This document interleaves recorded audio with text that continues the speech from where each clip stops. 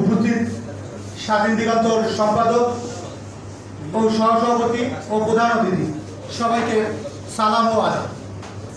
আসলে আমি একটু নার্ভাস, হঠাৎ করে আমার নামটা বলে ফেললো। আসলে আমি প্রস্তুত ছিলাম না। আমার নাম আলামিন রুবেল। রুবেল বলছে পর এদিক ওদিক তাকাইতেছিলাম, তারপর বললো আমার নাম। যাই হোক, আসলে কি বলবো, আসলে আমরা যখন যে একটা পত্রিকা সম্পর্কে ধারণা, আমাদের একটা পত্রিকা কি, সে একটা পত্রিকা হচ্ছে ইতিহাসের সাক্ষী। আমরা যেমন হচ্ছে যে যদি ছোটোখাটো ব্যাপার যেগুলো আমরা জানি না, কোথায় হচ্ছে এদেশে কোথায় কি, সব আমরা একটা নিউজ পেপারের মাধ্যমে দৈনিক চাইলেই আমরা দেখতে পারি। কিন্তু আমরা এটা সবসময় আশা করি, আমরা যারা বাইরে থাকি, যা আমাদের যাদের কাজ অনলাইন হোক আর হচ্ছে যে দৈনিক পত্রিকা পড়া হোক, কিন্তু আমরা সবসময় চাই যে এই সাংবাদিকতা যারা করে, যাদেরকে এখন একটা মানে প্রভাব আছে, যেটাকে কিছু হলে বলে যে হলুদ সাংবাদিক, আমরা এটা থেকে বেরিয়ে আসতে হবে।